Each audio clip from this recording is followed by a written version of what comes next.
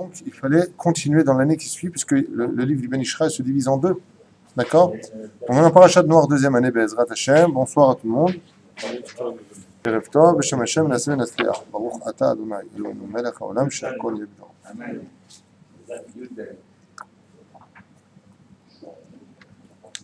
Je rappelle que quand on n'entend pas une bracha en direct pour nos internautes, on ne dit pas Amen à une bracha qui a déjà été enregistrée, puisque ce sera le cas de ceux qui le verront, comme halakha.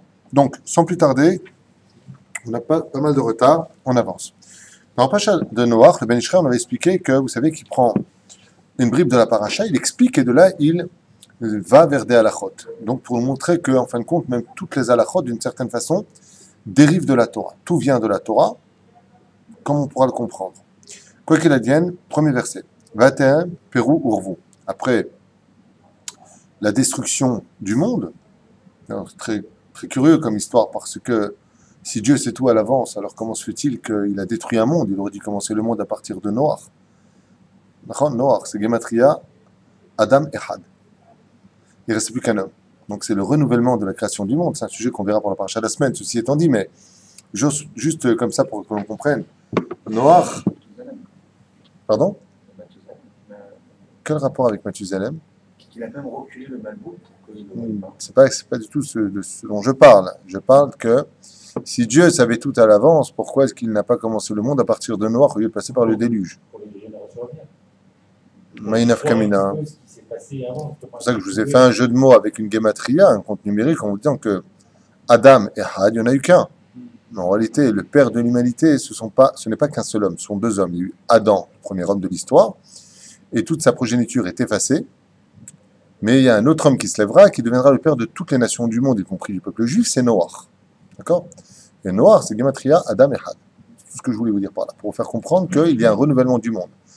Alors un jour, une matronista a posé la question à Rabbi Yoshua, il lui a dit, si Dieu savait tout à l'avance, comment se fait-il qu'il a laissé un monde se détruire, oui, pour le renouveler? Donc Dieu subit des échecs. Et il lui a dit, madame, vous êtes enceinte et vous allez mettre un enfant au monde qui tôt ou tard finira par mourir. Alors pourquoi le mettre au monde, sachant que vous subirez un échec, puisque la mort, de toute façon, sera à la clé à 120 ans pour votre enfant. Elle lui a dit, mais il va mettre au monde d'autres enfants. Elle lui a dit, vous voyez, c'est comme l'histoire de Noach et d'Adam. Noach est venu, il a engendré Noach. Noach partira, mais il engendra Abraham. Abraham partira, mais il finira par engendrer le Mashiach et donc la Géoula. Il n'y a pas d'échec. C'était une petite parenthèse. Vatem prouvu, shirtzu ba, retzu vuba. Nirei b'siyata dishmaya.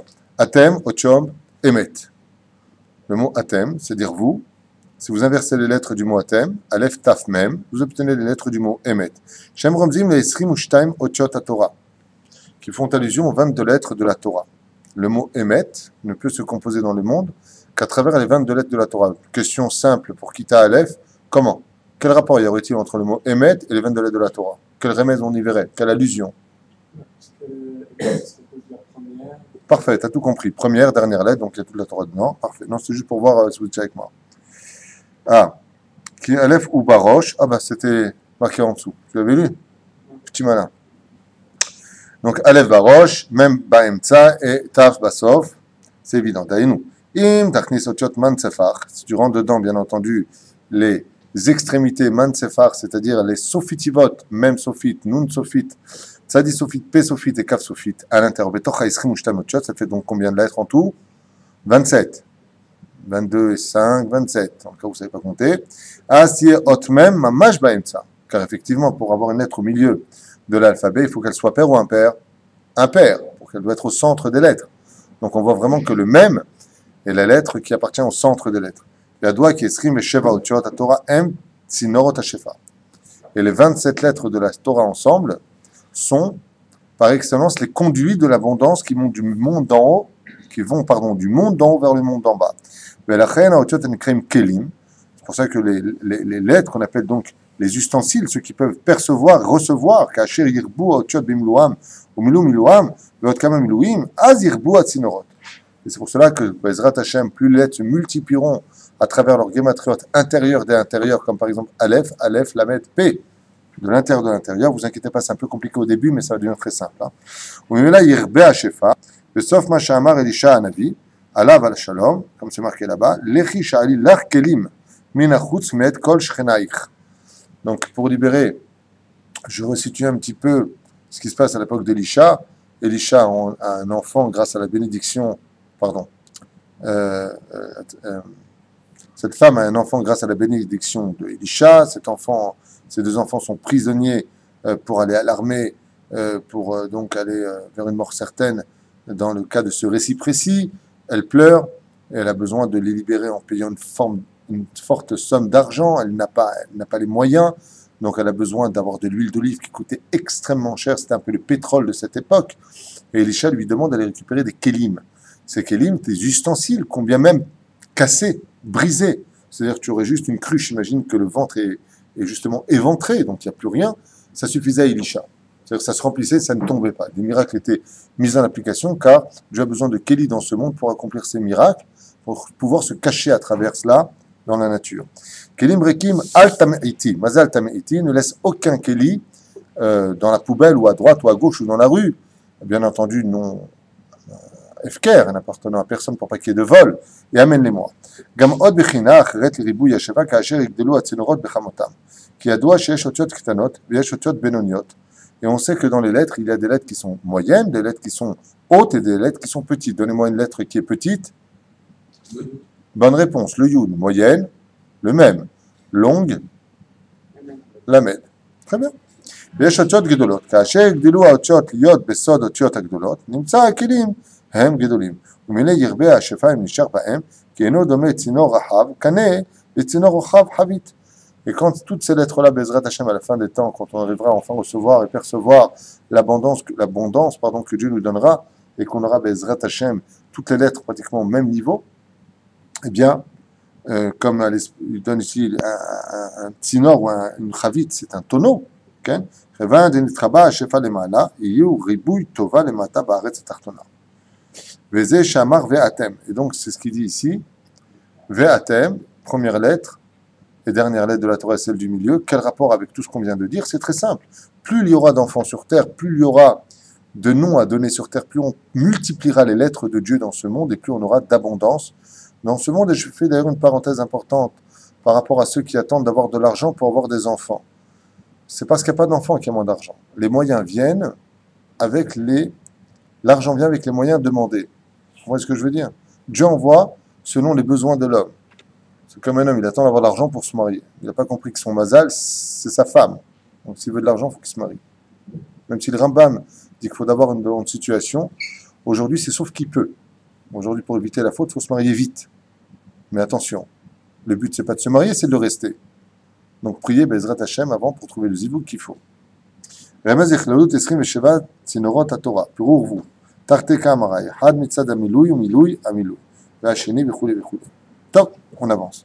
On a été clair dans tout cela. בסדר שמיה, אתם, אותיות אמת, רמז לעולמות הבריאה, יצירה, עשייה, שהם סוד, אחדים העשרות, מאות, ובזה פירשתי ממאמר, זרח ושלום לברכה. חותמו של הקדוש ברוך הוא אמת, ליטה בעץ חיים. On voit ici que Bezrat Hashem, le maître comprend les olamot, qu'on appelle Asya, Yitzira, Beria, qu'on a souvent dit, et il finit par dire que sache que le monde dans lequel nous sommes est représenté par la Chotemet d'Hachem, qui est le Emet. Chotemet veut dire le sceau d'Hachem, qui est le Emet. Quand Dieu veut mettre son sceau dans ce monde, il emploie par le monde du Emet. C'est pour cela qu'un homme qui est menteur dans ce monde n'a pas Hachem avec lui. נקראים חותם דאצילות, דאמר חותמו של הקדוש ברוך הוא אמת, רמז לבריאה יצירה עשייה, comme on vient de le dire. וידוע כי עיקר התיקון של מעשינו הוא בעולמות הבריאה יצירה עשייה.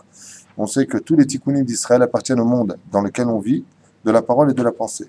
כאשר יתרבה התיקון והשפע בריאה יצירה עשייה, יתרבה למעט אצלנו. Top, on passe tout ça, c'est un peu compliqué. C'est pas compliqué, ce serait beau à le dire, mais on va perdre beaucoup de temps avec des sujets qu'on a déjà étudiés. Donc voilà, on y arrive directement, c'est pour ça que je vous ai un peu devancé. C'est pour ça que le monde dans lequel nous vivons ne pourra se compléter qu'à travers 3 tikkunim qu'on appelle l'action, la parole et la pensée. Shem, Chinat, Beria, Yetzira, Ve'asiya, qu'on vient de dire.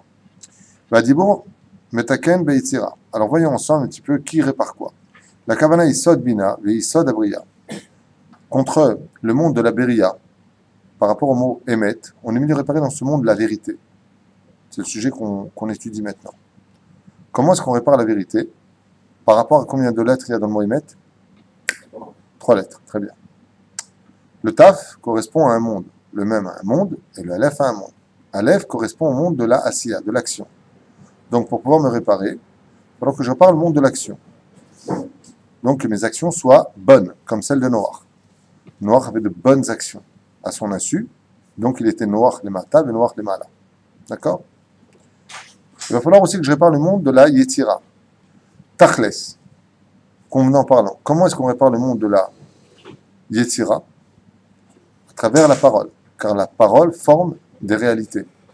De ce fait, Bezrat Hashem, le fait de parler correctement et de ne pas avoir de mots vulgaires dans la bouche, viendra réparer le monde de la Yetzira. Comme vous le savez tous, c'est une ordonnance de la Torah. Vedibar tabam. Sachez que dans l'absolu, même si ce que je vais dire fait peur, dans le sens où ça appartient à des gens de haut niveau spirituel, mais dès qu'on parle de chol, de choses qui n'ont pas lieu d'être, on fait automatiquement un interdit de la Torah, puisque la Torah nous a ordonné de Vedibar tabam. La seule chose que tu as le droit de parler en tant que juif, c'est de Torah. Donc pour ceux qui ont l'habitude de dire, mais il n'y a que la Torah dans ce monde, vous venez de recevoir la réponse. Oui. Oui. Il n'y a que de la Torah dans ce monde. Dans la bouche d'un juif, il n'y a pas de place pour le football, enfin de parler de jours de football, de films et de choses futiles. Bien entendu, c'est une question d'élévation. On n'a pas tout ce niveau. Mais il faut savoir que c'est un niveau qu'on devra atteindre tôt ou tard. Si on n'y arrive pas dans ce Gilgoul, ne vous inquiétez pas, Dieu a son temps, ça reviendra dans l'autre Gilgoul. Alors je le dis et je le répète, tout est une question d'élévation. C'est pas moi qui l'enseigne, c'est la Torah. Il dit Barta Bam, Bam, Bereshit me Matai. Première parasha et première Mishnah. Il dit Bor metakem ba'yitzera, Maaseh ba'asya. Donc on a vu ensemble les 3 niveaux d'âme. Même Keneged Nefesh Ruach Neshama Shel Adam. Donc ça correspond à ces 3 niveaux d'âme qu'on appelle le Nefesh, le Ruach et la Neshama. Vechol Olam min abriya yitzira asya. Kalul min abriya yitzira asya. Et ces 3 mondes-là, eux-mêmes, sont compris dans des mondes intérieurs. On passe. Et de la même façon, tout comme les mondes sont inclus de mondes intérieurs et les sphirotes de sphirotes intérieures, ainsi que les âmes d'âmes intérieures, car dans chaque nefesh, il y a encore un nefesh, et dans chaque ruach, il y a encore un ruach, et dans chaque neshama, il y a encore une neshama. On est 8000. Et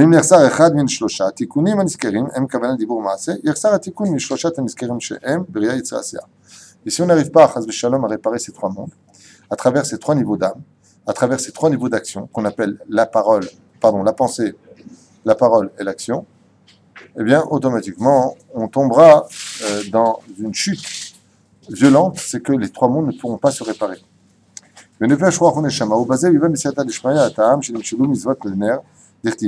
Ner mitzvah ve'torah or. C'est pour cela que nous avons ici Ner mitzvah ve'torah or. Ner mitzvah, le fait de créer une mitzvah dans ce monde, donne de la lumière à notre âme. Ki beor aner yesh losha gevanim. De la même façon, dans la lumière, quand on les allume, il y a 3 niveaux de lumière. 3 niveaux de lumière, qui sont 3 couleurs différentes, qui sont attachées à la Bria, Yetzira et Asiya. Le monde de la création, le monde de la formation, le monde de l'action. Keneged nefesh ruach neshama, keneged kavanat adibur maaseh.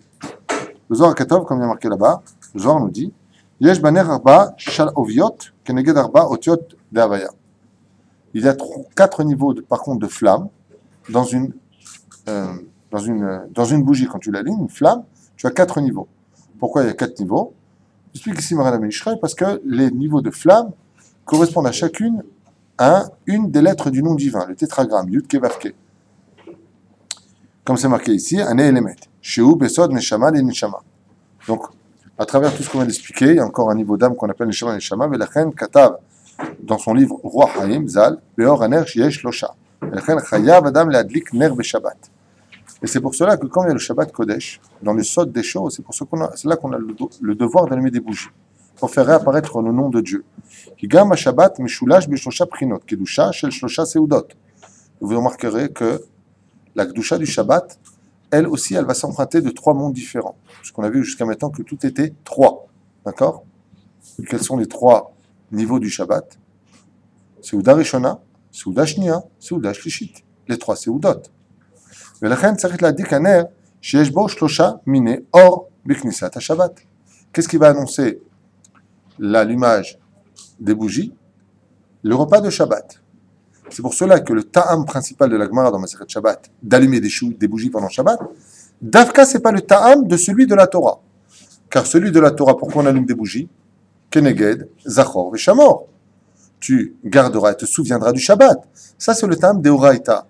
Des Rabbanan, curieusement, le tam d'allumer des bougies, la raison pour laquelle on allume des bougies le Shabbat, n'est pas contre Zachor Veshamor, mais pourquoi? Pour qu'on puisse voir son plat qu'on va consommer pendant le Shabbat. Moyenaf Kamina. C'est pour ça qu'il y a marqué que la raison pour laquelle on allume des bougies de Shabbat, c'est pour le Shlom Bayit. Ma Kesher. C'est pas compliqué. C'est parce qu'un homme, vous savez comment on achète un homme? Une femme intelligente, si elle veut récupérer son mari ou elle veut récupérer, tant qu'il n'est pas trop tard. Mais si elle veut, en tout cas, gâter son mari, elle lui fait des bons plats. Tu lui donnes son sucre, il est heureux, il est bien manger, après tu peux lui parler tranquillement, t'es bien.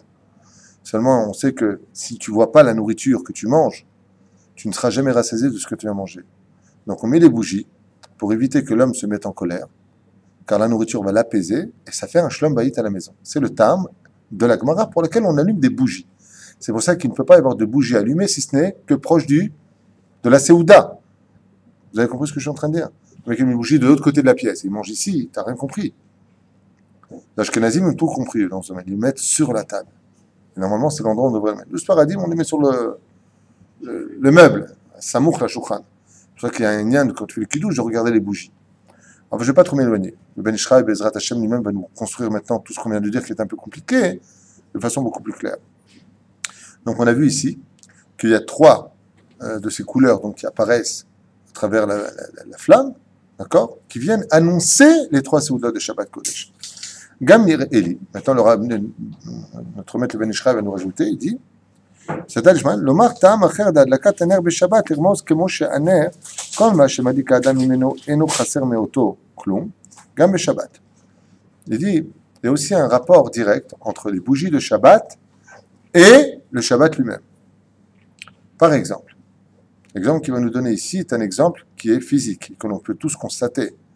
Si je prends une bougie et que je l'allume, combien pourrais-je allumer de bougies sans rien retirer de ma flamme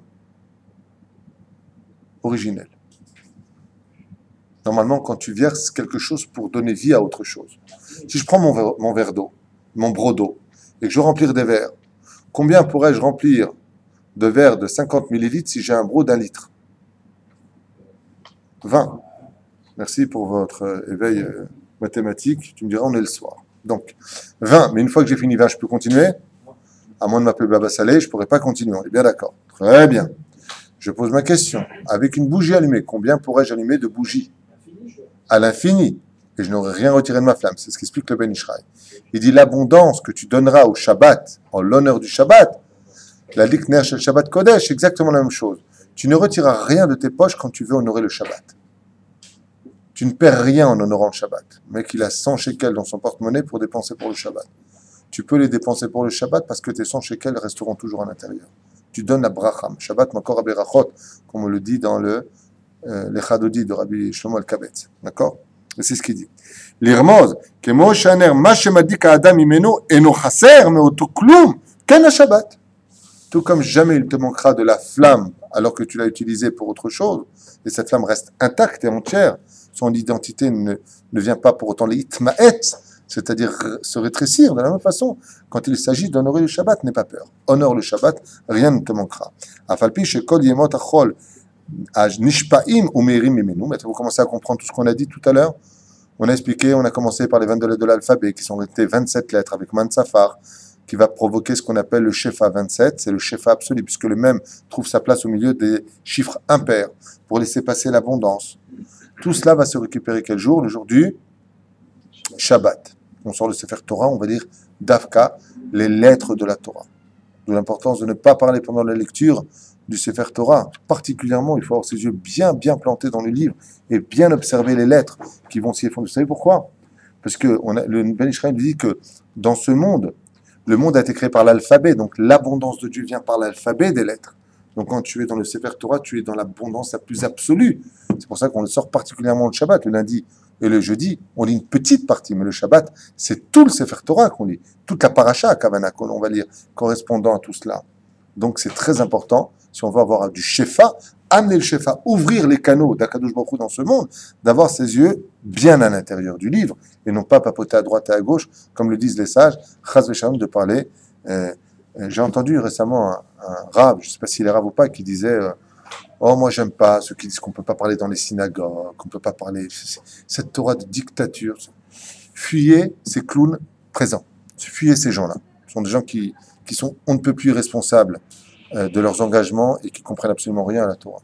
La Torah ne peut exister que quand on a compris quelle est notre place à l'intérieur. Et tout celui qui passe au-delà des vrais chachamim, chayav mita. Quand tu es sage, tu ne parles pas, ne parle pas. Donc n'écoutez pas tous ces gens, je ne sais pas comment on peut les appeler, qui ont une barbe et des chapeaux et qui disent n'importe quoi.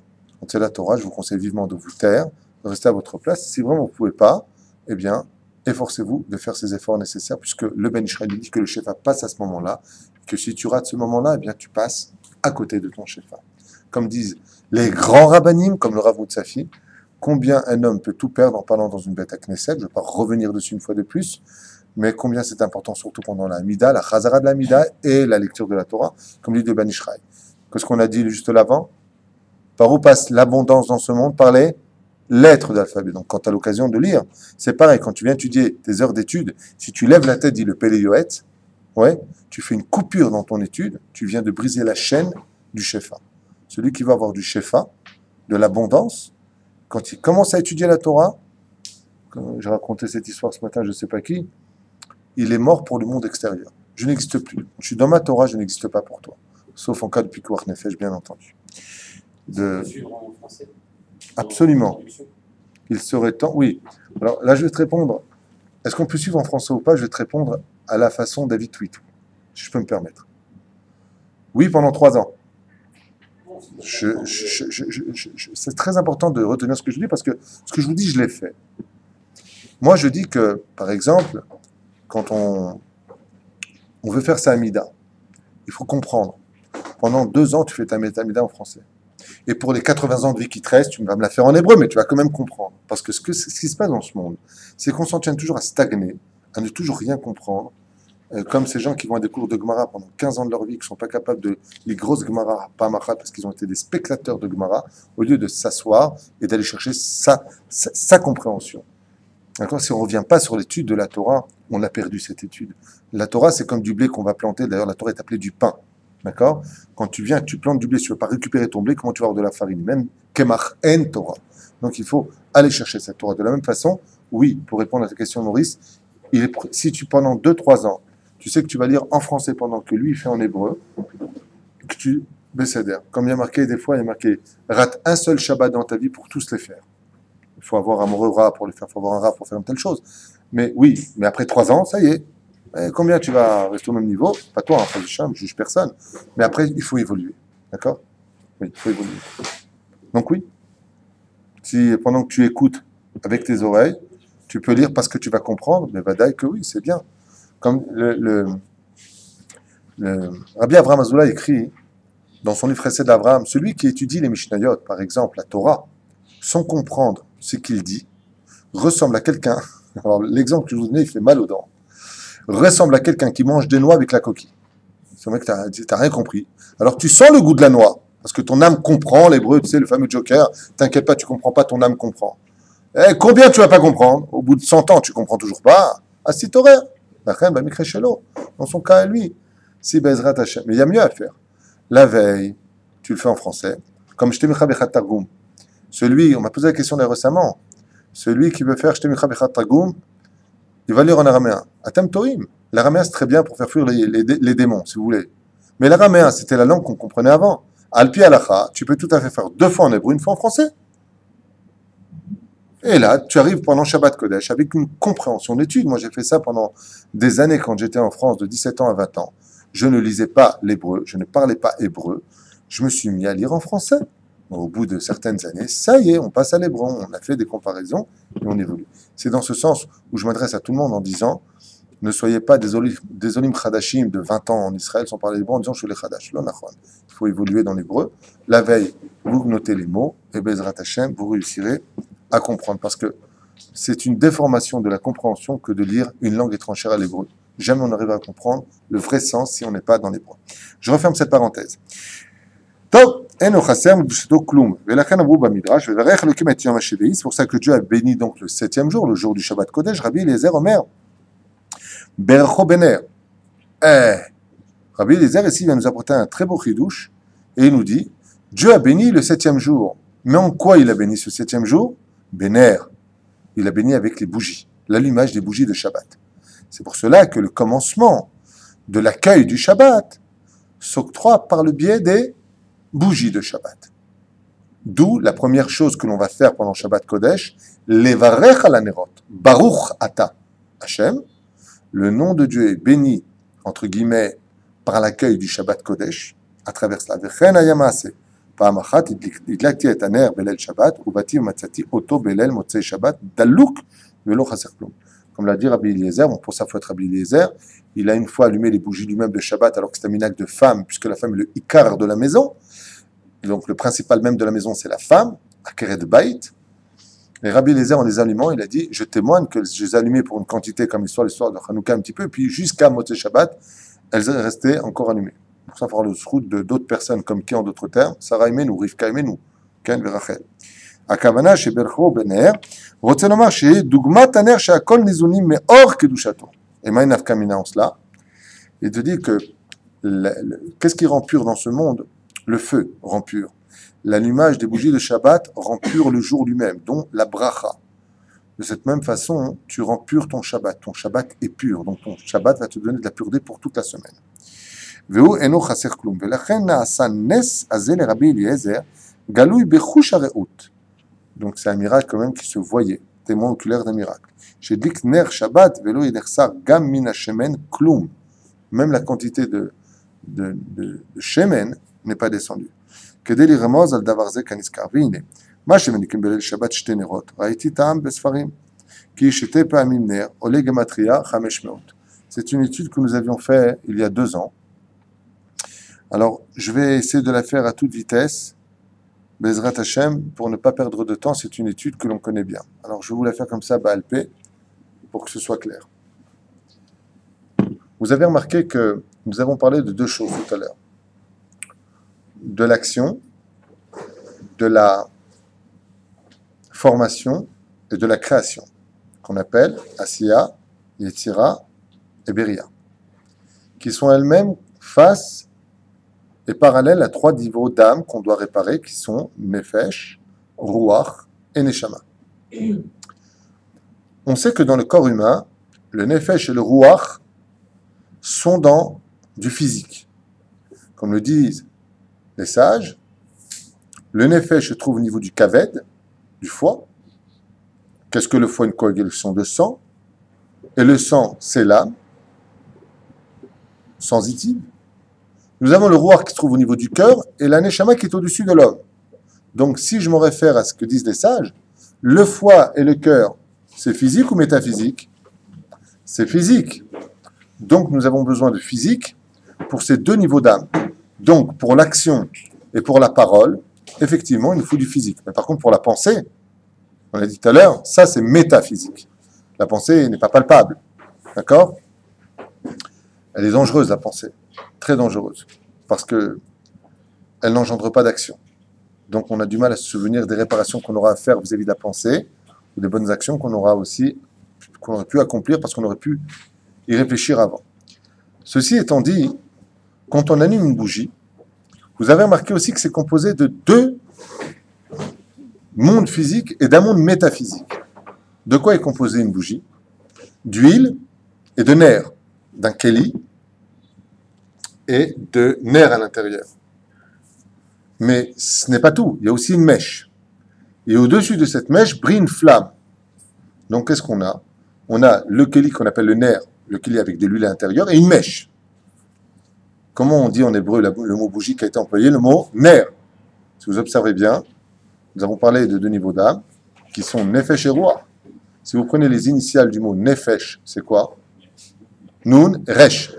Et qu'est-ce qu'on allume en haut? La neshama. De ce fait, comme nous avons l'habitude de le dire, quand on allume une bougie, c'est vis-à-vis de Zachor et Shamor. Zachor, souviens-toi, c'est masculin. Shamor, c'est féminin. Misvat aseh, misvat lo ta'aseh. Donc on allumera deux bougies, une pour le masculin, une pour le féminin. D'ailleurs, ça me rappelle une histoire à Tel Aviv qui s'est passée il y a une vingtaine d'années, où une fille de 5 ans et demi, 6 ans, avait entendu par la fenêtre d'une bête à Knesset un rave qui parlait de l'importance d'allumer les bougies de Shabbat Kodesh, et qui a pris sur elle de les allumer parce qu'elle avait beaucoup aimé le discours du rave. Alors elle est rentrée à la maison, elle vivait à Tel Aviv, chez des parents tout à fait, et on ne peut plus chilonimes. Et puis elle a dit à sa mère, maman, tu sais que ce soir c'est Shabbat, il faut allumer deux bougies. Alors elle lui a dit, écoute, fais-moi plaisir, rentre dans ta chambre, qui c'est qui t'a mis des sottises pareilles dans ta tête? Alors quand elle a vu que Shabbat arrivait, que personne préparait les deux bougies, elle est vite rentrée dans sa chambre, effectivement, puis elle est sortie à toute vitesse, puis elle est re-rentrée à toute vitesse dans sa chambre. Le père, ayant remarqué cette anomalie subite, rentre dans la chambre et voit leur fille allumer deux bougies sur son petit bureau, tout rose comme ça. J'ai entendu cette histoire à la radio il y a plus de 20 ans en Israël. Et quand ils ont vu ce qu'elle était en train d'allumer, ils ont eu extrêmement peur. Ils lui ont dit, mais qu'est-ce que tu fais? Mais qu'est-ce que tu fais? Et la petite a dit, écoutez, je vous ai demandé d'allumer des bougies de Shabbat. Le Rav, il a dit que c'était très, très, très, très, très important. Alors, vous ne voulez pas le faire, je l'ai fait pour vous. Alors ça, c'est pour toi, papa, et ça, c'est pour toi, maman. Celui qui a raconté cette histoire à la radio n'était autre que le père qui a fait tchouva. Et le speaker lui demandait à l'époque, dans une des radios religieuses pirates, mais pourquoi vous avez fait tchouva? Il a répondu, parce que ma fille, au lieu d'acheter deux bougies de Shabbat normales, elle a acheté deux ner neshama, qui sont des bougies qu'on allume pour les morts. Et quand on a vu notre fille nous dire, ça c'est pour toi, papa, ça c'est pour toi, maman, on a reçu un message des cieux, parce que chaque juif, bien entendu, a une émouna en lui, qu'on croit en Dieu, et ils ont fait tchouva. C'est une vraie histoire que je vous raconte, que j'ai entendue à la radio, du père lui-même, qui raconte comment il a fait tchouva. Eh bien, ces deux bougies-là, maintenant, elles sont mises ensemble, si on devait les décalquer sur l'homme et la femme, les sages nous apprennent que chez l'homme, il y a 248 membres, et chez la femme, il y a 252 membres. D'accord? Quand on réunit 248 face à 252, on obtient la gematria de 500. Ner, c'est 250. Plus ner, c'est 250. Ensemble, ça nous fait un total de 500. Ce qui fait que quand on allume les deux bougies de Shabbat, explique ici le Ben Ishra, je vous fais ça en kitsur pour ne pas traduire inutilement les mots, mais donner la finalité de ce qu'il veut dire. Le Ben Ishra nous dit que quand on allume les bougies de Shabbat, eh bien, on réunit l'homme et la femme ensemble. Et qui donc dit réunit l'homme et la femme ensemble pour que 258 à droite et 252 à gauche ne puissent faire qu'un, même s'il y a des docs qui disent que la femme a aussi 258, c'est notre DA, je ne vais pas entrer. Ça nous fait donc 248, 248, mais si on part selon la thèse d'autres rabbinim, d'autres sages de la Torah qui nous expliquent qu'il y a 252, ensemble ça fait quoi? Mais il faut qu'ils soient donc ensemble, d'où le sort de la procréation, le vendredi soir, ensemble. Ce qui fait qu'en mettant l'homme et la femme qui ne feront Bassar Echad, qu'une seule unique entité, parce qu'ils seront qu'une seule chair ce soir-là, ils vont provoquer tout simplement la venue du Neshama du Gan Eden. C'est pour ça que la Gemara dans Masechet Shabbat à la page 156 nous dit que celui qui met un enfant au monde le Shabbat, cet enfant sera Kadosh, une Neshama Kedosha Meod. Et d'où l'importance d'avoir un enfant d'Afka qui soit procréé le soir même du Shabbat. Car quand les deux bougies sont allumées et qu'ensemble on ne fait qu'une seule chair en tant que couple, que l'homme et la femme se réunissent dans l'amour et l'harmonie, non pas la colère ou chas v'shalom, le côté animal de l'homme, eh bien cette neshama va provoquer la bracha des bougies à la maison. C'est pour cela que la prière de la femme adéquate à l'allumage des bougies s'adresse à qui particulièrement?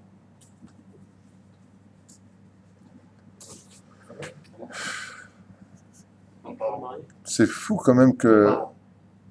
Absolument pas. Je vais faire preuve de calme. La bougie, donc pour ceux qui ont été mariés ou ceux qui le sont encore grâce à Dieu, quand une femme allume les bougies de Shabbat, la prière c'est pour les enfants. Quand vous n'étiez pas au courant, elle prie pour les enfants. Comme le dit le Talmud, celui qui allume avec des bougies de l'huile d'olive, Eve, Banim, Talmideh, Chachamim. Elle aura des enfants, mais quel rapport avec les enfants, les allumages de bougies? Parce que en allumant les bougies de Shabbat Kodesh, c'est comme si qu'on envoie une invitation à Dieu en lui demandant un enfant qui soit tzaddik. Voilà le rapport qu'il y a, sans faire de jeu de mots avec le mot rapport, entre les bougies de Shabbat, les parents, le soir du vendredi soir. Voilà. Donc, je suis très heureux de vous apprendre que la prière qui est reliée à l'allumage des bougies n'est autre que pour demander des enfants qui soient Talmidei Chachamim. Et le rapport se trouve exactement dans ce que je viens de vous expliquer. D'accord? Quand vous allez rentrer ce soir à la maison, chérie, je viens de découvrir une chose après 30 ans de tchouva, c'est que tu allumes les bougies de Shabbat en priant pour les enfants. Elle va te dire Mazel Tov.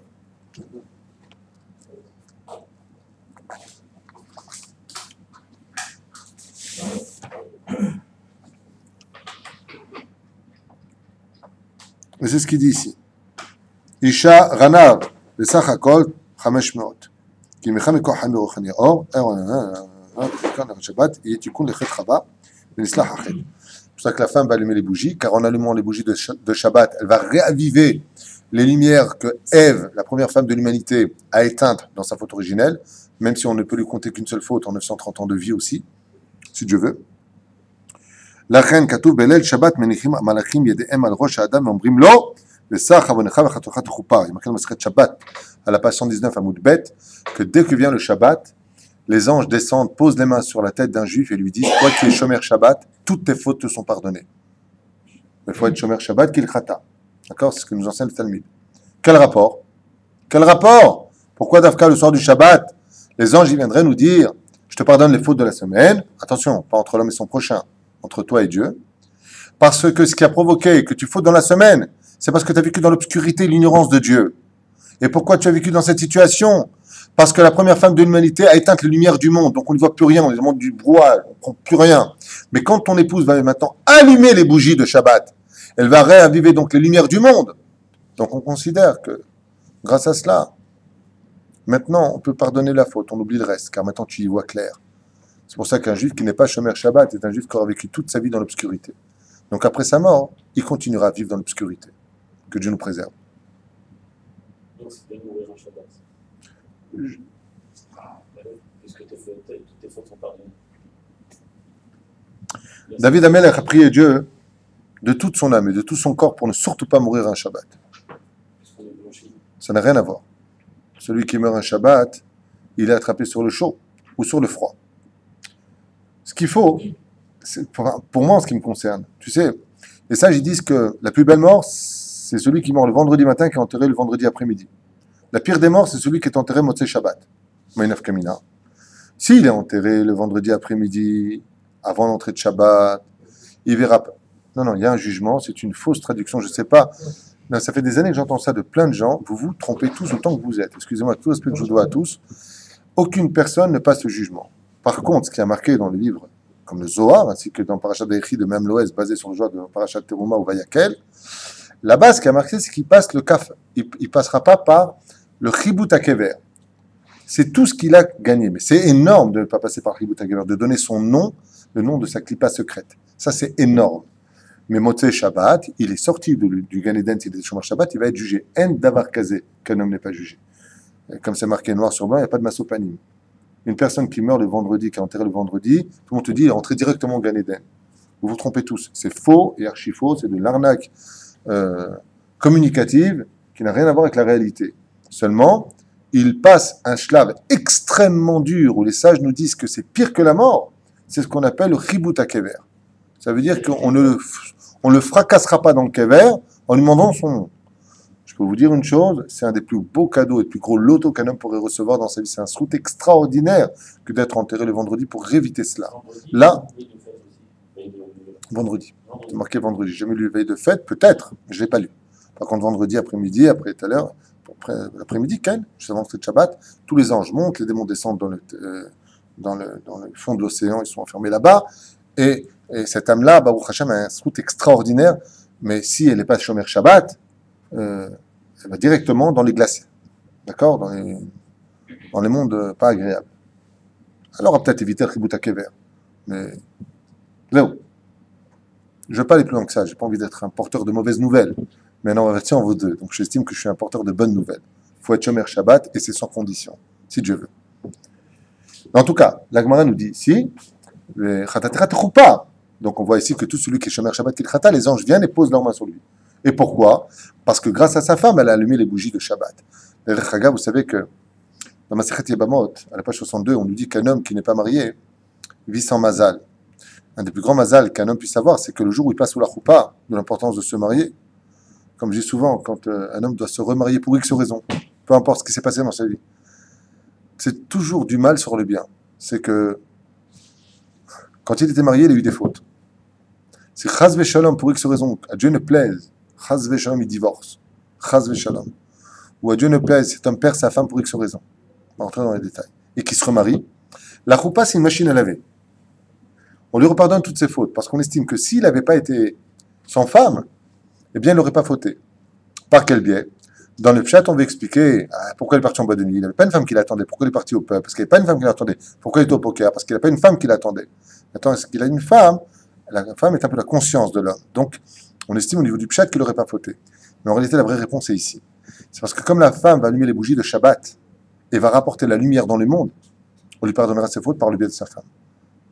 Combien un homme se doit de chérir sa femme rien que parce qu'elle lui allume les bougies de Shabbat. Rien que pour ça, combien on doit la remercier. ולכן טוב שהאישה תפריש קודם ההדלקה 2 או 3 פרוטות צדקה. Et c'est pour cela que, quel rapport maintenant, qui peut me répondre rapidement de façon tellement logique, si on bouge un peu nos ménages, quel rapport y a-t-il entre le fait de donner 3 pièces de tzedaka avant l'allumage des bougies? C'est évident. Hein? Ouais, c'est mignon ce que tu dis. Il n'y a pas de rapport, je te le dis directement, mais c'est mignon, j'aime bien. Comme tu es nouveau, je ne veux pas te rentrer dedans tout de suite, mais c'est pas mal. Il y a 3 niveaux d'âme, 3 pièces. Il y a aussi 3 petits cochons, la paille, la brique et le bois. Qui ont fait les... C'est mignon ce que tu dis, franchement, j'aime bien. J'achète, comme on dit. Oh! Comment tu t'appelles? Arié. J'ai bien aimé ta réponse, parce que c'est la réponse. Tzedaka, tatil, mimavet. La tzedaka sauve de la mort. Et pourquoi la femme est-elle tombée? Parce qu'elle a manqué de da'at. Donc qu'est-ce qu'elle devra dire en déposant ces 3 pièces? Baruch honen a da'at. Béni soit celui qui va me donner maintenant du da'at pour faire la différence entre le bon et le mauvais. On est bien d'accord? Donc la femme a porté la mort. La tzedaka sauve de la mort. Donc mets 3 pièces avant d'allumer tes bougies de Shabbat, afin de réparer la mort et de réaviver les lumières du monde qui ont été éteintes. Hazak ou Baruch. Tu dis? Non. Baruch Honen Adaat. C'est pas une ordonnance. Baruch Honen Adaat. Maintenant, tu dis dans la Mida, Honen Adaat. La femme dira, Salpi Kabbalah, Baruch Honen Adaat. Comme mon épouse le fait jusqu'à aujourd'hui grâce à Dieu, avant l'allumage des bougies, elle prend 3 pièces, elle les met à l'intérieur, Baruch Honen Adaat, elle va allumer ses bougies. C'est très important de le faire. Ce n'est pas une obligation, ce n'est pas une halakha. Aval Manushra nous dit, regardez bien les mots, Velachen tov shaisha, c'est bien que la femme le fasse, Vetafish konem adlaka shtaim o shalosh prutot, d'accord, qu'elle mette de la tzedaka juste avant, liot tzedaka et zen eslicha ou le kapara, afin que cette tzedaka, nous donne ici un otam, le ben Ishraï, vienne l'aider à réparer la faute originelle, car la femme de chacune de nos maisons faisait partie, à travers ce puzzle de l'identité de cette âme unique qui était Chava, de l'explosion qui eut lieu. Car quand, vous savez, on a déjà expliqué, quand la faute originale a eu lieu, les âmes de Adam et de Ève ont explosé en millions d'âmes. Et c'est ce que nous sommes aujourd'hui. Nous sommes des millions d'étincelles venues d'une seule. Vous savez, c'est un puzzle, c'est quoi? Vous avez déjà fait une fois un puzzle de 1000 pièces, puis quand vous le faites, c'est très beau, ça fait une très belle image. Alors, il faut comprendre qu'à la création du monde, Adam et Ève, c'était l'image parfaite. Quand il y a eu la faute, ça a explosé en milliers de pièces. Aujourd'hui, nous devons tous nous unir. C'est pour ça que si on ne s'aime pas les uns les autres, le puzzle ne peut pas être recomposé. Donc, il n'y a pas d'image d'Israël. Pour être une image observée par les nations du monde, exemplaire pour les nations du monde et pour le Créateur du monde, il faut donc qu'on s'emboîte les uns dans les autres, c'est-à-dire qu'on s'aime tous les uns les autres. Si on a de la haine, on redéfait le puzzle, donc on reste dans la faute originelle, donc dans l'obscurité, donc dans la souffrance, donc dans ce qu'on est en train de galérer encore aujourd'hui. Maladie, mort, souffrance, mourine d'argent, et ainsi de suite. Et si on est capable de s'emboîter, de se tenir la main les autres, alors si Dieu veut, on y arrivera. Reconstituer l'image originelle. Vous avez dit que la femme, quand elle allume des bougies, c'est pour les enfants. Oui. Donc la femme a apporté la mort. Donc en rallumant les bougies, elle rapporte la vie. Donc c'est le soir où elle va tomber enceinte. C'est pour ça que la punition de la femme qui a fait fauter dans l'obscurité, c'est d'avoir en elle la semence du serpent, c'est-à-dire la nida. Mais tu vois bien que quand elle est enceinte, en général, elle ne l'est plus. Donc la malédiction s'arrête. Car l'antithèse de la mort, c'est la vie. Par exemple, ma femme, quand elle est avec ma fille. Ma fille, elle est une pour. Ça n'a rien à voir. C'est pas une question de. D'abord, Troufa Kadmalamaka. À partir de quand on commence à prier pour avoir un bon khatan, depuis qu'on est petit? Les parents doivent prier pour leurs enfants dès leur naissance. Dès que la femme est enceinte, ils rationnent qu'elle a un bon zivouk. C'est déjà décidé 40 jours avant. Bat Ploni les Ben Ploni. Aval, la fille en elle-même n'a pas que la réparation d'avoir des enfants. Elle a aussi la réparation de réaviver les lumières du monde, puisqu'on sait très bien qu'une femme, d'accord, Minadine n'a pas l'obligation de se marier. D'accord? Donc, si Minadine n'a pas l'obligation de se marier, même si selon certaines déotes, elle le doit, selon la Gemara, on doit se marier et avoir des enfants. C'est des opinions dans la Gemara, pas dans la halakha. Donc, quoi qu'il advienne, pour en revenir à ce que nous disions, elle n'a pas que le fait d'engendrer, elle a aussi le fait de réaviver.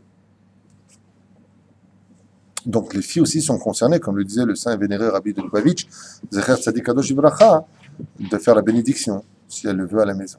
D'accord? Pour réaviver les flammes. Il veut aussi le Rav Yosef, revenant sur sa décision à propos de ce qu'avait dit le Rabbi.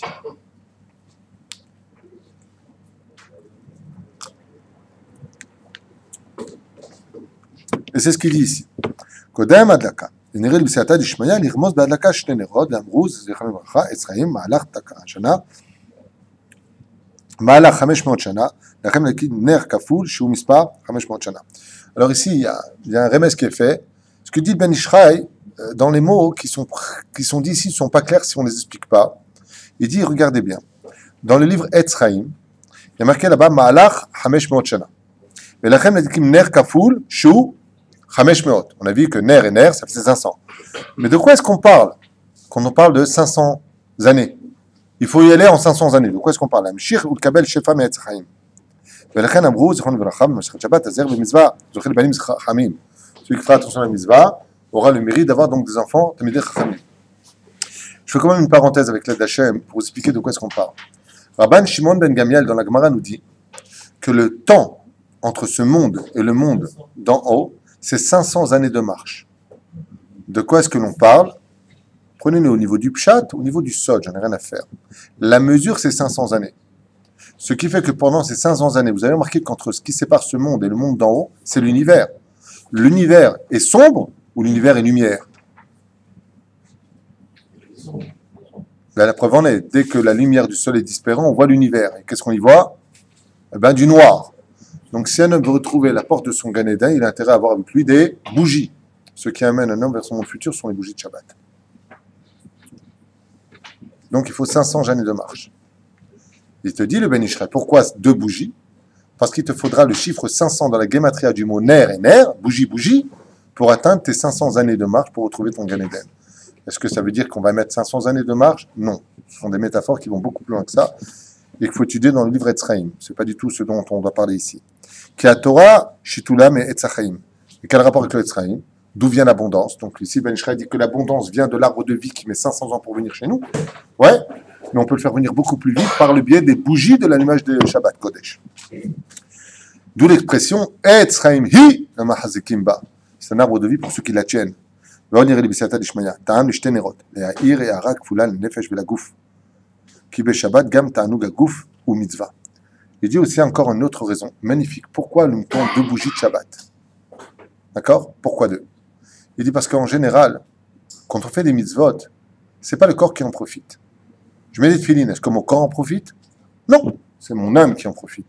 Je secoue le loulav, c'est mon âme qui en profite.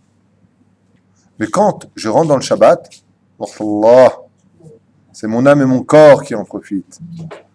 Et le corps se dilate. Allah. Oui? Donc c'est le corps et l'âme. C'est bon. C'est toi qui l'as fait? Non, c'est ma mère. Et voilà. Ah, Tzitanag al Hashem.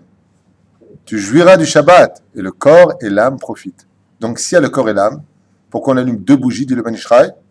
Une pour le corps et une pour l'âme. Tam yafé. Donc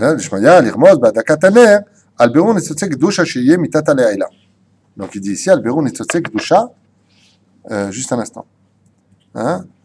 Encore un tam qui ramène. Quand on aime les bougies, Alberon Nitzotzek Gdusha, pour séparer et refaire monter les étincelles qui sont tombées dans ce monde. De quoi est-ce qu'il parle? Voyons ensemble. Dougma. Or aner aole mitata leila. Vous avez remarqué qu'une bougie monte, la flamme monte toujours du bas vers le haut. D'accord? Liot aberur ou kafoul. afin que cela soit doublé, la reine irpilou à Nérot. Et donc, pour pouvoir faire monter du bas vers le haut, il faut donc deux, du bas vers le haut. Pour cela, il faudra donc la force de deux mondes, une pour le monde d'en bas et une pour éclairer le monde d'en haut, dit le Ben Ishra. Une fois, une personne m'a posé la question, elle m'a dit, c'était au canyon de Malcha, il y a très longtemps de cela, et une femme m'a dit, je peux vous poser une question? Je lui ai dit, ça dépend. Je précise, c'est non. Mais je veux savoir, je ne suis pas Shomeret Shabbat, est-ce que je dois allumer quand même les bougies de Shabbat? Je lui ai dit, absolument. Même si on n'est pas à Shomer Shabbat, à Dieu ne plaise, Chaz Veshalom, Chaz Veshalom, Chaz Vechalil, à de ne pas être Shomer Shabbat, Bevadaï que tu dois allumer les bougies de Shabbat. Parce que malgré tout, le fait de les allumer, ça finira par peut-être vous rendre Shomeret Shabbat. On me dit, oh là, c'est pas demain la veille. Mais il dit, où est-ce que c'est marqué ce que vous dites? Je lui ai dit, c'est marqué dans la deuxième Mishnah du 4e chapitre de Masechet Avot. Il m'a dit, qu'est-ce qui est marqué là-bas? Je lui ai dit, Pachout. Mitzvah, Goreret mitzvah. Quand on fait une mitzvah, ce mérite devient tellement grand qu'il finira par engendrer que Bezrat Hashem, vous deviendrez Shomeret Shabbat. Ça n'a pas raté. Ça a pris 3 ans et il est devenu Shomeret Shabbat, grâce à Dieu. Le Zaïnian. Je travaille dans une boutique. Elle m'a dit, vous savez, je suis venu Shomeret Shabbat. Mitzvah Goreret mitzvah. Lat. Torah de vie. Le Zaïnian. Tov. Et pourquoi n'allumerait pas les bougies, on va dire, tous les jours de semaine? Parce qu'il les a quand même bénis. Le Yom Rishon, il a béni, il a dit que c'était bien, jusqu'au Yom Shishi. Yom Shabbat, il n'a pas dit c'était bien, il a dit il faut se reposer. Donc les premiers jours, il les a quand même bénis. C'est bien ce qu'il a fait.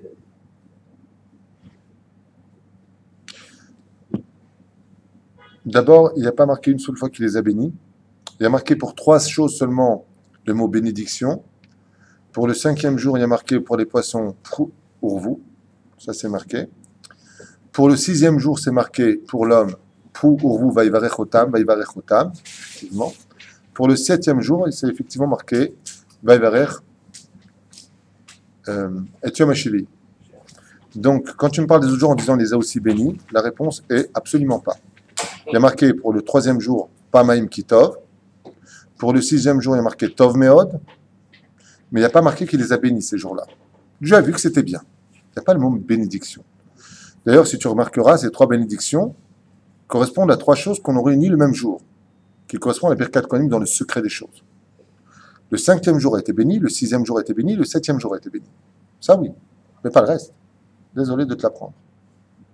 Il y a une allusion dans Zohar HaKadosh, Tikkun HaZohar, qui dit que la lettre Bet correspond au mot Baruch, que toute la création du monde a été bénie, que la Torah est bénie.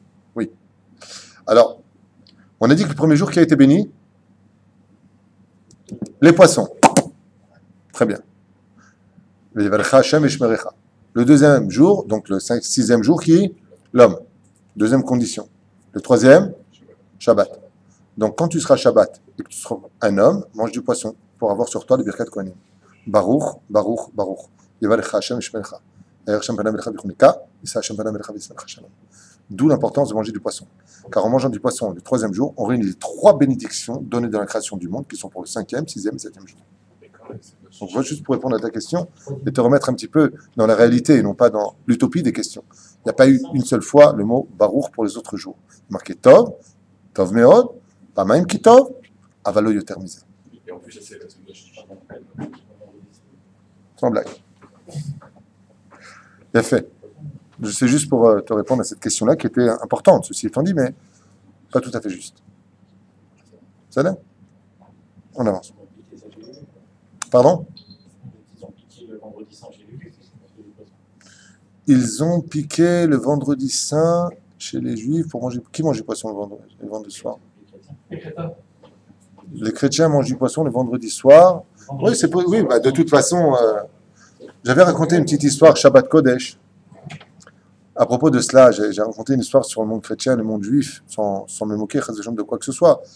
Mais c'est une question qui a été posée à Rabbi Yonatan Eifshitz, Zachar Sadik Kadosh Ivracha, à propos du jour et de la nuit. Alors je raconte comme ça à toute vitesse, une histoire que m'a raconté mon épouse pendant Shabbat, alors je lui fais hommage en la citant. Plutôt si je ne le dis pas, me dire « Ah, c'est moi qui t'ai raconté, pourquoi tu ne l'as pas dit ?» Tu effaceras ce que je viens de dire, s'il te plaît, avant de me faire zigouiller. Bien.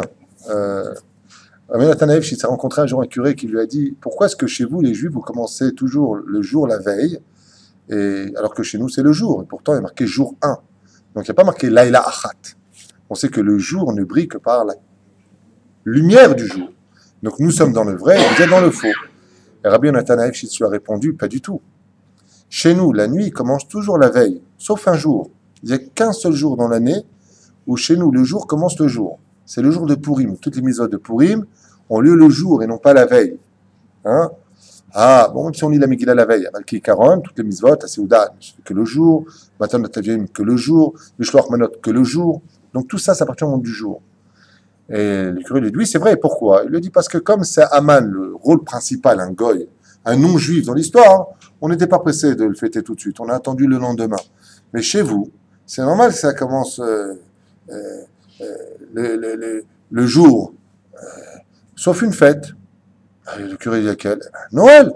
Chez vous, ça commence quand? Comme chez nous, la veille. Comme vous fêtez la mort d'un juif, donc c'est très important quand même un juif. Donc vous commencez la veille. C'est juste comme ça pour lui répondre. Le Vayere Vayiboker, c'est Yom Echad, et c'est pour ça qu'on devra, Bezrat Hashem, manger du poisson. Rabbi Moshe Maderi m'avait dit un jour, à table, n'oublie pas de manger du poisson qu'avec les mains. Alors je me rappelle qu'une fois à table, j'ai mangé du saumon avec les mains, et c'était pas très esthétique. J'ai essayé de la faire cool, tu vois, mais je me suis fait très vite remarquer à table, et donc j'ai vite reposé mon poisson. Une histoire comme ça, puisqu'il y a un Marocain au bout de la table qui me regarde là-bas, que Dieu le bénisse, et Rabbi Yaakov Abu Hatzera, sache-le, Zecher Tzadik Kadosh Tzivracha, c'est la réincarnation de Yaakov Avinu. Abir Yaakov, sont les deux de Yaakov Abu Hatzera. Était en train de manger du poisson à table avec ses mains, comme le demande la Kabbale. Pas avec ses fourchettes, car le fer représente le din, les mains représentent le chesed. Et pour avoir de la bracha sur soi, il faut passer par le biais du chesed, comme le sait le Ben Ishraï. D'où l'importance de manger le poisson avec ses mains. Il faut savoir que de tout temps, on mangeait, surtout le monde sfarad, toujours avec les mains. Car la fourchette d'un sfarad, c'est le pain. Donc on mangeait avec le pain. Et Rabbi Yaakov Hatzera, alors qu'il était invité chez des gens, je ne sais pas dans quel pays, a commencé à prendre du poisson avec ses mains, il a consommé avec ses mains. La maîtresse de maison a dit, mais je ne comprends pas, c'est un grand rave, il ne sait pas manger, il ne voit pas qu'il y a des fourchettes. Et quand elle a fini sa phrase, elle n'a pas fait pas. Jusqu'à la fin de sa vie, elle n'a pas pu parler. Chaque fois qu'elle parlait avec son mari, elle faisait pas. C'est pas Rabbi Yaakov qui l'a puni. Hein. Il dit Bra la shonara al tamid chacham. C'est une vraie histoire. Dans sa biographie. Pas. Il ne faut pas parler. Alors Rabbi Yaakov Hatzera, lui aussi mangeait le poisson avec ses mains. Rabbi Moshe Deri, qui était un homme extrêmement précieux, extrêmement propre, mangeait le poisson avec ses mains. J'ai mangé chez lui, j'ai mangé chez nous. Je peux vous dire, j'étais témoin. Pas le reste, hein, pas la soupe. Hein. Bien. Si.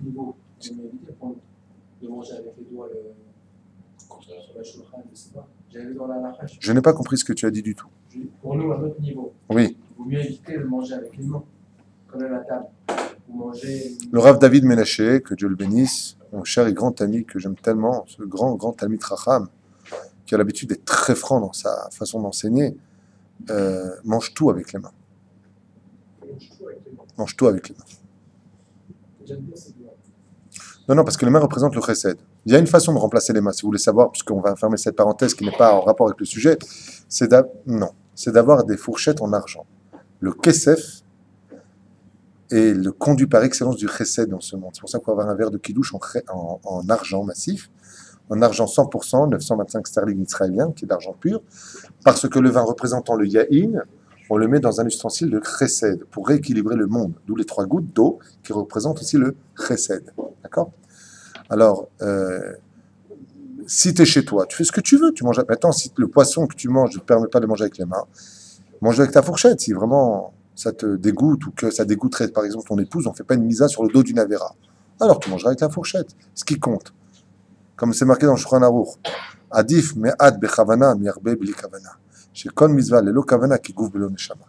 Mieux vaut faire peu dans la kavana avec ce qu'il faut, dans la joie, que faire beaucoup dans n'importe quoi et en fin de compte ne rien kiffer. Dieu veut de la joie dans nos mitzvot. Et si tu peux avoir les deux en même temps, inemato v'manaim. C'est là. Bien. Donc, Ner Shabbat. Donc, est-ce qu'on en était ici? Chiyuv minadin ou Ner Echad. Maintenant, nous sommes arrivés dans les lois du Ben Ishraï sur les bougies de Shabbat Kodesh. Ner Shabbat, Chiyuv minadin ou Ner Echad. Le Prinat Hadin, Maspik, on aurait pu se suffire de l'allumage d'une seule unique bougie. Achalpi Asod, Sarich Ladik Shténerot. Echad Keneged Zachor, Echad Keneged Shamor. Ce que nous avions expliqué. Selon le Sod, c'est les deux. Gam Od. Hem Keneged Shtehi'in de Shem Havaya. Et pourquoi aussi? Parce qu'il faut savoir que quand on rentre à la maison, il faut avoir des kavanotes. La première chose qu'on regarde dès qu'on rentre à la maison, s'il y a sa femme devant nous, on la regardera et on lui dira Shabbat Shalom. Si c'est possible, on la serre dans les bras, on l'embrasse. Vous faites comme moi. Moi, personnellement, j'embrasse la main de mon épouse et elle m'embrasse la mienne. Shum kavod. C'est tsanoua. Mais si ma femme n'est pas présente devant moi, alors je regarde les deux bougies de Shabbat tout de suite. Dès que tu rentres à la maison, 2 anges t'accompagnent. Tu regardes absolument les bougies de Shabbat. Et c'est impératif, car la femme les a allumées pour toi. Il faut les voir parce qu'elles ont été allumées avec bracha. C'est pour cela que si une personne va manger chez les voisins ou chez sa mère à côté, d'accord? Ou les parents, les mères des parents de son mari. Parce que alors tu te l'as dit la mère dans les deux sens. Oui. On n'a pas le droit de dire la bracha chez soi si quand on revient les bougies sont éteintes. Parce qu'il va falloir les voir dans l'obscurité. Puisque le but c'est d'avoir de la lumière dans l'obscurité. De ce fait, le mari quand il rentre, il doit les voir. Maintenant, Alpisod, pourquoi on allume 2 bougies? On a donné déjà plusieurs degrés d'explication. Le Ben Ishraï nous en rajoute une. Yud, Ke, Vav, Ke. Combien on a de He dans le Shem Havaya? 2 He. On a donc He, qu'on appelle Hihin. Quand tu regardes les bougies de Shabbat, tu dois penser au He de Yud, He, Vav, He. Donc quand tu regarderas les bougies de Shabbat, tu imagineras devant toi le tétragramme avec en grosses lettres le He et le He du nom divin. Yud, Ke, Vav, Ke. N'oubliez jamais ça. Quand vous rentrez, la première chose, n'oubliez pas, vous rentrez à la maison, observez les bougies, He. Baruchu, Shtabach Shemo La'ad. Shem Sod Bina de Malchut. Olam Isparam 563. Yesod de Malchut, ainsi de suite. Kimina Nehene Miziv Ashkina. Et pourquoi tu me racontes tout ça? Parce que, étant donné que le Shabbat est un avant-goût du monde futur, celui qui regarde les bougies de Shabbat est en train déjà de pouvoir profiter d'une partie du monde futur à travers la lumière de ses yeux. Comme je vous l'ai déjà expliqué, dans le corps dans lequel nous vivons, notre âme, le corps c'est un gant dans lequel notre âme, c'est-à-dire celui qui parle, c'est pas mon corps, c'est mon âme, c'est ce que je suis réellement. Mon corps c'est de la matière, c'est un gant. Il y a des gens qui passent leur temps à essayer d'améliorer leur gant au lieu d'améliorer eux-mêmes, c'est leur âme. Eh bien, il n'y a qu'une seule chose qui n'appartient pas au monde du physique, dans la création du physique, c'est les yeux. C'est pour ça que c'est la chose la plus importante du physique. C'est les yeux. Les yeux, même si on peut les palper, même si on les voit, on les touche, dans leur création, n'ont rien de physique. C'est de la spiritualité pure. C'est pour ça que dans la Kabbale, on appelle les yeux les fenêtres des âmes. Notre âme voit par les yeux. Un homme aveugle est appelé un homme mort. Pourquoi? Parce que l'âme ne peut pas s'exprimer à travers le monde. Elle ne peut pas la voir. Donc, pour que nos yeux, qui sont spirituels, qui sont les portes de nos âmes, puissent jouir du salaire des tzadikim, la de lavo, le monde futur, il faut d'abord qu'ils goûtent un avant-goût comme espèce de chisoun, comment on dit chisoun? Vaccin, dans ce monde pour pouvoir jouir. Car un homme qui s'approcherait d'une grande lumière d'un coup, qu'est-ce qui se passerait pour lui? Il s'aveugle, il ne pourra pas profiter du monde futur. C'est pas que je ne t'y invite pas, tout y sera là pas au monde futur. Mais est-ce que toi, tu pourras résister à ce monde futur? Si tu veux pouvoir vivre ces lumières-là, passe par le stage du vaccin, petit à petit. En observant les bougies de Shabbat, quand tu rentres chez toi, tu habitues ton âme à cette lumière qui sera grandiose et éternelle et d'une puissance incommensurable que nulle parole ne pourra jamais décrire, parce que tu as été capable de vivre à travers ces 2 bougies. C'est ce qu'il dit ici. Pourquoi tu veux me parler de Shem Sod Bina ou Malchut? Parce que la gematria, le compte numérique correspond à quoi? Nehene Miziv HaShechina. Tu es déjà en train de jouir de la lumière de la Shechina. Donc, ayant observé petit à petit cette lumière, vous avez déjà vu un homme qui est en prison pendant plusieurs mois. Imaginez un homme dans un cachot absolument rocher. Tu l'ouvres la porte de la prison, il sort maintenant en plein jour. Comment il sort? Il rentre tout de suite à l'intérieur. Vous avez remarqué? Il fait, oh, je peux pas. Et pourquoi tu rentres à l'intérieur? Mais je peux pas. Mais par contre, s'il avait vécu avec 2 bougies à l'intérieur de ce cachot, et qu'il se mette bien à les observer avant de sortir, tentez l'expérience, si vous avez que ça à faire, il sort dehors, il va baisser les yeux, mais il pourra vite les réouvrir, petit à petit. Celui qui veut voir la lumière du monde futur, comme certains gens qui te disent, mais t'inquiète pas, on a tous part au monde futur, on ira tous au paradis. Oui, mais est-ce que toi tu pourras supporter? C'est pas sûr. Léat. Pour pouvoir supporter le monde futur, il faut passer par les bougies de Shabbat. Habitue-toi aux lumières des bougies de Shabbat parce qu'elles seront pour toi la lumière qui te permettra de passer cette transition, de monter jusqu'à l'Enot Niziv Shechina, d'où l'importance de ce que vient nous enseigner ici le Ben Ishraï. Pourquoi? Ça vient nous dire qu'on te parle de Bina, de Yesod, de Malchut, quelque chose à faire, moi. Gematria, mais Niziv Shechina. Quand tu rentres chez toi, tu regardes ces bougies, tu viens de te donner un joker extraordinaire pour te maintenir face à Dieu. Léati de Lavo, bien sûr, pas maintenant. À la réparation finale. On fait qui touche la terre, c'est pas le jour. Puisqu'on fait qui touche tout de suite. Le mieux, Zrizim Adimim Lamizot. Tu as raison dans ce que tu dis aussi, c'est pas idiot, il rappelle quelque chose d'important. Nachon. Ah ben le mieux, c'est dès que tu rentres. Pourquoi? Pour voir le He, le He. ואומרים העולם, כנגד 7 ספירות, חגת ניהם. נהם, לא משנה comment ils appellent.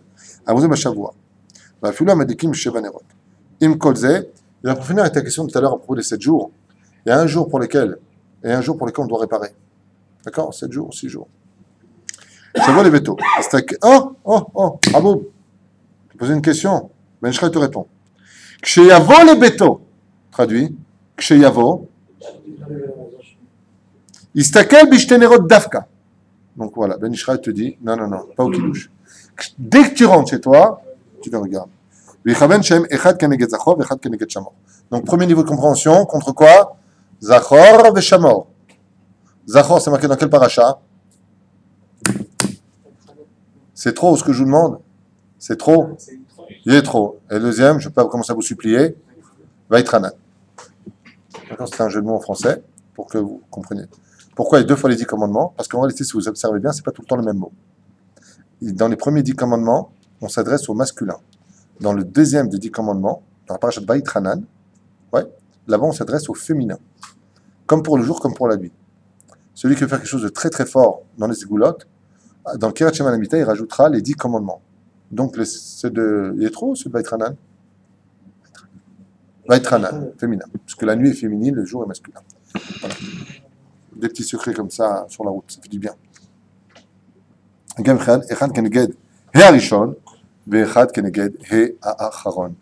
On va s'arrêter là, Bezrat Hashem.